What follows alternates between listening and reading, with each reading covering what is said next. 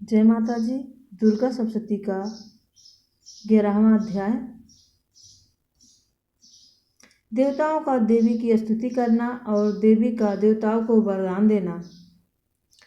महर्षि मेघा ने कहा, दैत्य के मारे जाने पर इंद्रादि देवता अग्नि को आगे करके कात्यायनी देवी की स्तुति करने लगे। उस समय अभिष्ट की प्राप्ति के कारण उनके मुख खिले हुए थे। देवताओं ने कहा, हे शरणागतों के दुख दूर करने वाली देवी, तुम प्रसन्न हो। हे संपूर्ण जगत की माता, तुम प्रसन्न हो। विश्वेश्वरी, तुम विश्व की रक्षा करो, क्योंकि तुम इस चर और अचर की ईश्वरीय हो। हे देवी, तुम संपूर्ण जगत की आधार रूप हो, क्योंकि तुम पृथ्वी रूप में भी स्थित हो और अत्यंत पराक्रम वाली देवी हो। तुम विष्णु की शक्ति हो और विश्व की बीज परम माया हो, और तुमने ही इस संपूर्ण जगत को मोहित कर रखा है। तुम्हारे प्रसन्न होने पर ही यह पृथ्वी मोक्ष को प्राप्त होती है। हे देवी, संपूर्ण विद्याएं तुम्हारे ही भिन्न भिन्न स्वरूप हैं। इस जगत में जितनी स्त्रियां हैं वह सब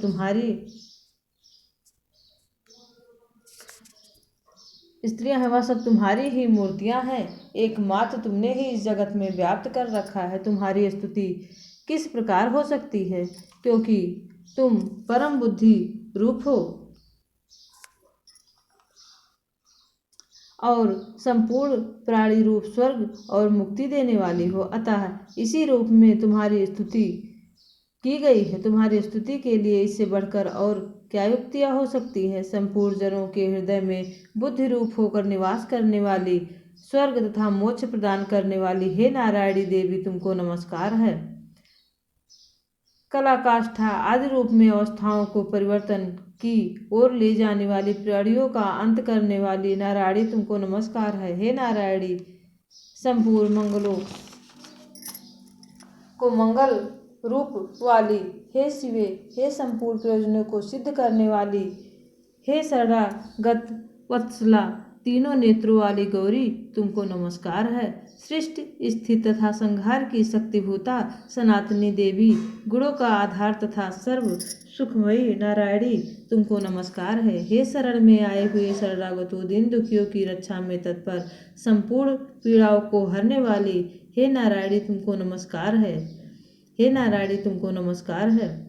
हे नारायणी, तुम ब्रह्माणी का रूप धारण करके हंसों के जुते हुए विमान पर बैठती हो तथा कुछ से अभिमंत्रित जल छिड़कती रहती हो। तुम्हें नमस्कार है। महेश्वरी रूप से त्रिशूल, चंद्रमा और सर्पों को धारण करने वाली, महावृषभ वाहनों वाली नारायणी, तुमको नमस्कार है। मोरों तथा कुटों से घिरी रहने वाली, महाशक्ति को धारण करने वाली, कौमारी रूपधारी निष्पाप नारायणी, तुमको नमस्कार है। हे शंख, गदा और सांग धनुष रूप औषधों को धारण करने वाली, वैष्णवी शक्ति रूपा नारायणी, तुम हम पर प्रसन्न हो।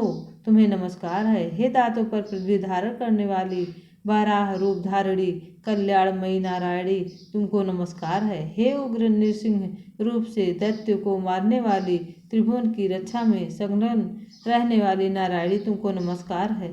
हे मस्तक पर किरीट और हाथ में महावज्र धारण करने वाली, सहस्त्र नेत्रों के कारण उज्ज्वल वृषासुर के प्राण हरने वाली इंद्रिय शक्ति, हे नारायणी, तुमको नमस्कार है।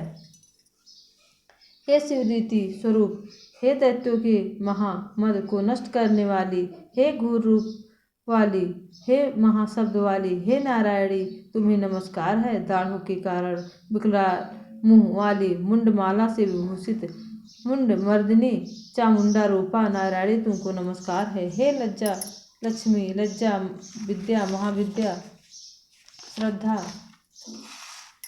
पुष्टि, स्वधा, ध्रुवा, महाराथ तथा महाविद्या रूपा नारायणी, तुमको नमस्कार है। हे मेघा सरस्वती, सर्वोत्कृष्ट ऐश्वर्य रूपिणी पार्वती, महाकाली, नियंता तथा ईश रूपिणी नारायणी, तुमको नमस्कार है। हे सर्वस्वरूप, सर्वेश्वरी, सर्वशक्ति युक्त देवी, हमारी भय से रक्षा करो, तुम्हें नमस्कार है। हे कात्यायनी, तीनों नेत्रों से विभूषित, यह तेरा सौम्य मुख सब तरह से डरों से हमारी रक्षा करे, तुम्हें नमस्कार है।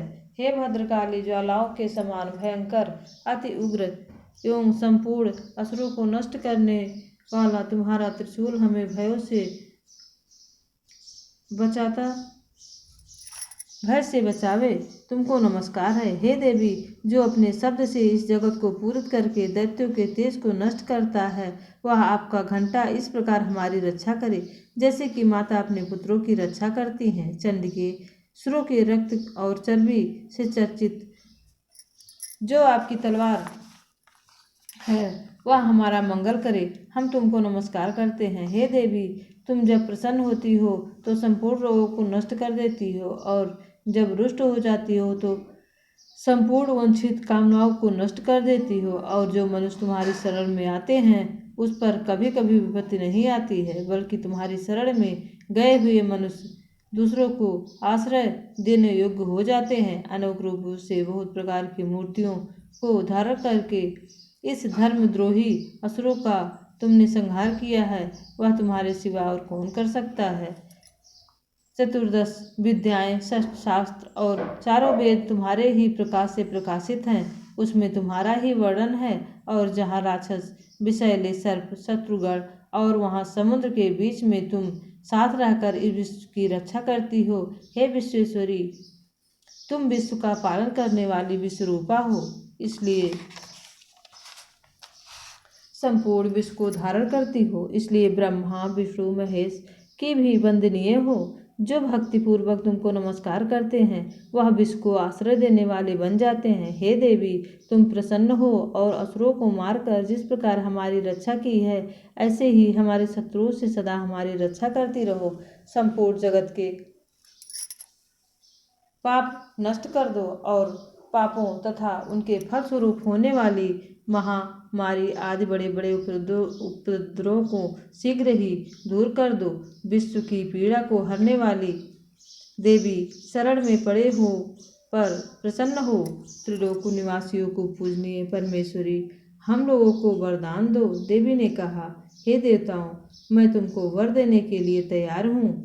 आपकी जैसी इच्छा हो ऐसा वर मांग लो, मैं तुमको दूंगी। देवताओं ने कहा, हे सर्वेश्वरी, त्रिलोकी के निवासियों की समस्त पीड़ाओं को तुम इसी प्रकार हरती रहो और हमारे शत्रुओं को इसी प्रकार नष्ट करती रहो। देवी ने कहा, वस्तुतः मान्यवंतर के 28वें युग में 2 और महासुर शुंभ और निशुंभ उत्पन्न होंगे। उस समय मैं नंदगोप के घर में, यशोदा के घर में उत्पन्न होकर विंध्याचल पर्वत पर शुंभ और निशुंभ का संहार करूंगी। फिर अत्यंत भयंकर रूप से पृथ्वी पर अवतरित होकर मैं वैप्रचित नामक दानवों का नाश करूंगी। उस भयंकर महासुरों को भक्षण करते हुए समय मेरे दांत अनार के पुष्प के समान लाल होंगे। इसके पश्चात स्वर्ग के देवता और पृथ्वी पर मनुष्य मेरी स्तुति करते हुए मुझे रक्तदंतिका कहेंगे। फिर 100 वर्षों तक वर्षा न होगी तो मैं ऋषियों की स्तुति करने पर आयुर्निता नाम से प्रकट होंगी और अपने 100 नेत्रों से ऋषियों की ओर देखूंगी। अतः मनुष्य मुझसे शताक्षी नाम से मेरा कीर्तन करेंगे। जय माता दी। उसी समय मैं अपने शरीर से उत्पन्न हुई प्राणों की रक्षा करने वाले शाकों द्वारा सब प्राणियों का पालन करूंगी और तब इस पृथ्वी पर शाकांभरी नाम से विख्यात होंगी। और इसी अवतार में मैं दुर्गमा नामक महासुर का वध करूंगी और इसमें मैं दुर्गा देवी के नाम से प्रसिद्ध होंगी। इसके पश्चात जब मैं भयानक रूप धारण करके हिमालय निवासी ऋषियों महर्षियों की रक्षा करूंगी, तब भीमा देवी के नाम से मेरी ख्याति होगी।